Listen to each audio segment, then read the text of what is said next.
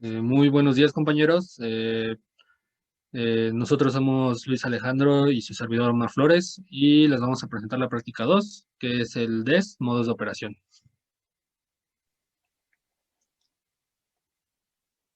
Bien, primero para el DES es muy importante mencionar que es un cifrador por bloques y hay que recordar que en criptografía una unidad de cifrado por bloques es una unidad de cifrado de clave simétrica, es decir, que se ocupa una clave o llave tanto para cifrar como descifrar. Particularmente en este tipo de cifrador son por grupos de bloques de longitud fija.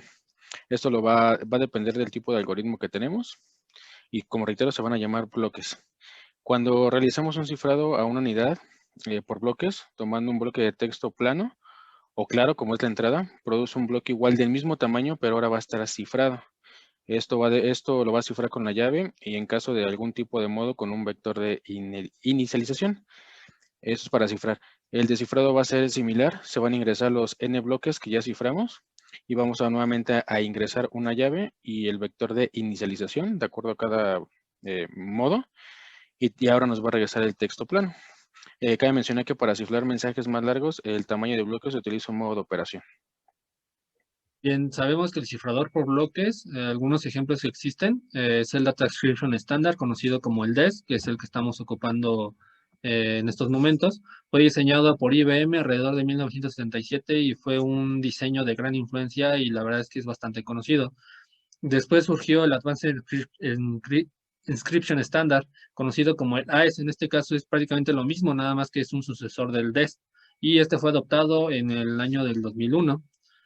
Y por último también tenemos el International Data Description Algorithm, o IDIA por sus siglas en inglés, que fue básicamente un algoritmo propuesto para reemplazar al DES. Bien, para este tipo de descifrador por bloques, particularmente en el DES, tenemos varios modos de operación, el cual van a servir para transformar los bloques de texto en claro y los convierte en bloques de texto cifrado. Como reitero, existen diferentes modos de operación que garantizan diversos grados de confidencialidad e integridad de los datos mencionados y en un momento se los vamos a presentar.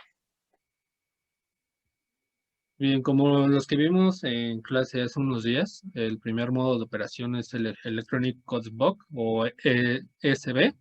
Es uno de los más sencillos, ya que el mensaje se divide en bloques y cada uno es cifrado por separado utilizando la misma clave.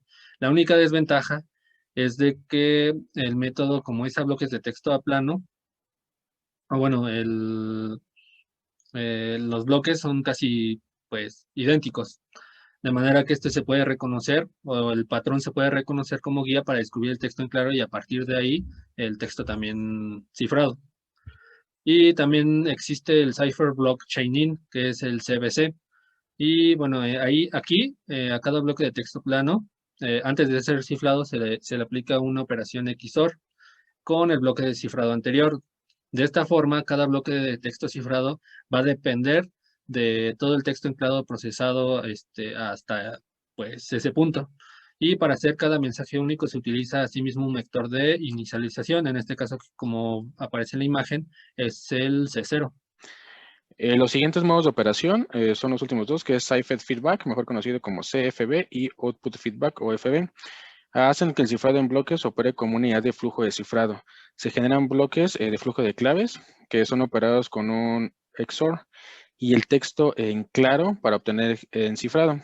Al igual que las otras unidades de flujo de cifrado, el OFB, Output Feedback, intercambia un bit en el texto cifrado que produce el texto cifrado con un bit de intercambio. Y en el CFB incluye un bit erróneo. En el texto del texto plano al texto cifrado incluye el bit erróneo.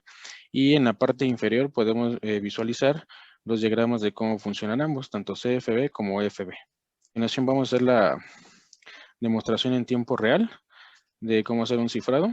Son pequeños bloques que el primero es una ruta de donde vamos a buscar el archivo para cifrar.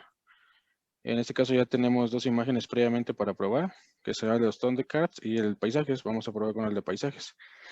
Aquí nos va a arrojar el nombre. Esto le va a servir al programa para que en la salida la pueda etiquetar. Y posteriormente tenemos que seleccionar la ruta donde vamos a guardar este archivo, va a ser en el escritorio.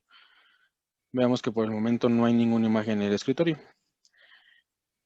Aquí tenemos unos campos de texto que nos va a permitir seleccionar qué método podemos seleccionar, ya sea de forma individual o podemos usar todos. Vamos a ocupar todos. Aquí en la llave tiene que ser forzosamente de longitud 8 por el método de des. En este caso yo lo voy a escribir como scom 1, 2, 3 y vamos a poner el vector de inicialización. Posteriormente tenemos estos dos métodos, que es candado para cifrar y las llaves para descifrar. Si presionamos en el candado, nos va a hacer todos los cifrados: SB, CBC, el OFB y el CFB. Y de este lado podemos ver que nos arroja los 4. Particularmente en este vamos a enviar un archivo que sería el CFB, para que posteriormente mi compañero pueda modificarlo y descifrarlo. Vamos a enviarlo por correo. Brevemente voy a explicar el código. Este código, que es el cifrado de CBC, primeramente de los campos que tenemos en la llave y el vector de inicialización los va a recuperar. Posteriormente creamos un objeto tipo FileInputString para leer el archivo a nivel de bytes, que será binario. Y es muy importante que separemos la cabecera, la información de la cabecera y del contenido, ya que si ciframos la cabecera y la información de la cabecera, después de que esté cifrado, no lo vamos a poder visualizar. Una vez que tenemos esto, preparamos el objeto de tipo cipher, así como su llave y el vector de inicialización, y lo ponemos como listo para que pueda cifrar. Posteriormente que ya separamos la cabecera, la información de la cabecera, solamente queda el contenido, que es el que tenemos que cifrar, y lo convertimos en un arreglo de bytes para pasarlo al método final y nos pueda regresar ese bloque de bytes ya cifrados. Bien, yo voy a hacer el papel de Betito. En este caso, como bien ya lo mencionó mi compañero, ya me mandó la imagen por correo. Lo que vamos a hacer va a ser descargarla. Tengo la misma interfaz, las mismas funciones. Nada más que yo pues voy a buscar la imagen que acabo de descargar. En este caso es paisaje CFB. Yo también la voy a guardar en el escritorio pues, para que sea más fácil ubicarlo. Ocupo el mismo modo de operación, que en este caso es CFB. La llave también me la pasó mi compañero, que en este caso es SCOM 123. Y el vector de inicialización. Nada más que yo le voy a dar a la llavecita para poder descifrarlo. Me manda que se descifró correctamente y como pueden ver, se acaba de aparecer la imagen ya descifrada, ¿no? Acá está el nombre del archivo, paisaje CFB descifrado. Yo también voy a explicar, pues, de forma breve el código. En este caso, de forma específica, el CFB, que es el algoritmo, bueno, el modo de operación que ocupamos. Al igual que la función de descifrado, eh, recuperamos la llave y el vector de inicialización. Aquí tenemos un objeto de tipo FileInputString que va a recibir en este caso el archivo en forma de bytes, pero el cifrado. Aquí, en este caso, separa la cabecera y el encabezado en este caso, del archivo, y aquí en Content es donde pues la función va a hacer su trabajo. Aquí un punto importante o la diferencia del cifrado es de que aquí yo tengo el modo de Crypt Mode, que en este caso, pues obviamente es lo que se encarga de descifrar pues, dicha imagen en forma de bytes. Y abajo en la línea 583, pues ya crea el archivo, crea el nuevo archivo, es decir, une la cabecera que anteriormente se separó, el encabezado y la imagen modificada. Para mí la imagen modificada es ya la imagen pues de forma visible. Y bueno, en caso de que existiera un error o de que no permitiera realizar el descifrado correcto, nosotros pusimos un mensaje, o bueno, nosotros proyectamos un mensaje con posibles errores, ya sea que la llave fue incorrecta, de que se seleccionó un método diferente para descifrar, o en este caso, pues un error interno, o el vector de inicialización está incorrecto. Bueno, esto corresponde a la demostración de cómo es en tiempo real de que sí cifra y descifra de acuerdo con la llave que estamos otorgando. Y bueno, recordando que podemos cifrar y mandarlo por un medio inseguro y posteriormente la otra parte lo estará descifrando. A continuación, hicimos unas pruebas con dos imágenes con todos los métodos de operación. En la primera tenemos la imagen de los Thundercats y del lado derecho el paisaje. Vemos que el ESBC, como decía mi compañero, es muy legible y se ven los patrones, Pese a que alguna imagen cuando tiene demasiados colores, los patrones no son claros.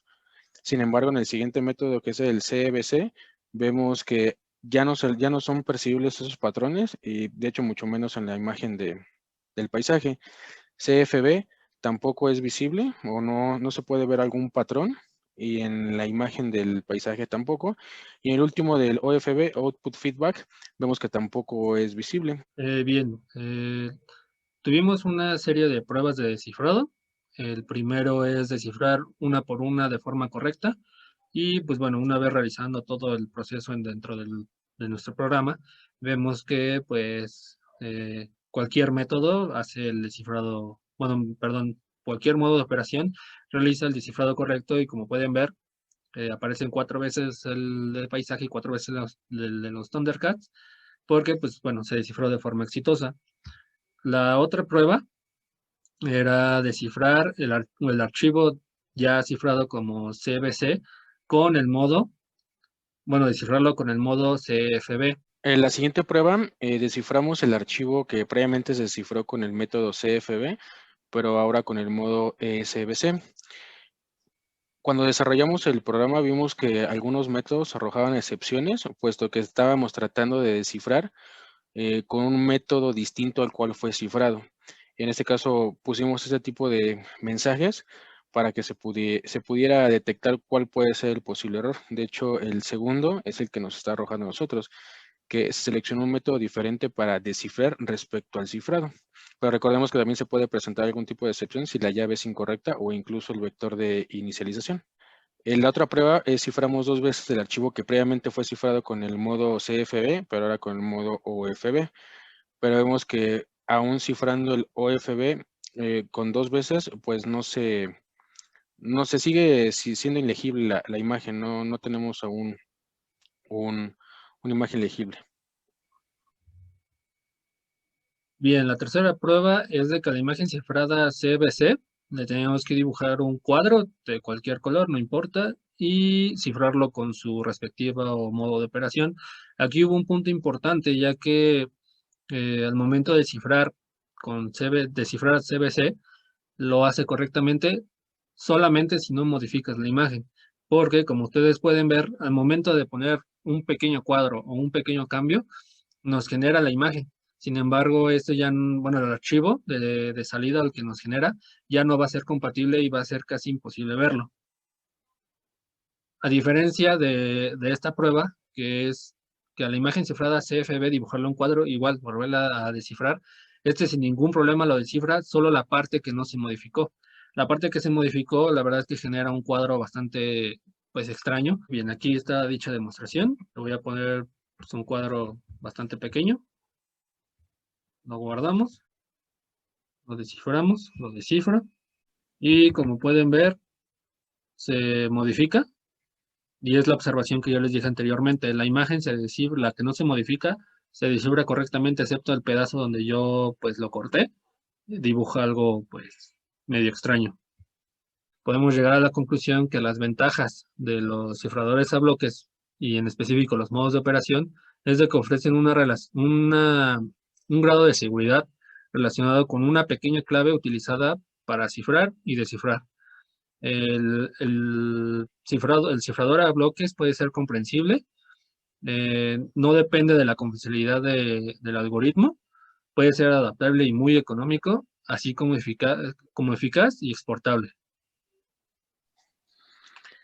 De igual forma, particularmente hablando del DES, también sus modos de operación, en 1998 la NSA seguía declarando que era seguro, que romperlo también era demasiado costoso, incluso para organizaciones o empresas grandes. También sigue siendo hoy en día muy utilizado en aplicaciones, como puede ser cajeros automáticos y microtransacciones, que modifican y, bueno, aseguran que a pesar de enviar estos datos por medios inseguros, bueno, los datos no van a ser visibles para cualquier persona, exceptuando los que tengan los datos correspondientes paralelos. También hay mucha resistencia de abandonar estos modos de operación porque han sobrevivido mucho tiempo. Se prefieren variantes antes de confiar en algoritmos nuevos y, bueno, esto permite aprovechar las implementaciones que ya existen.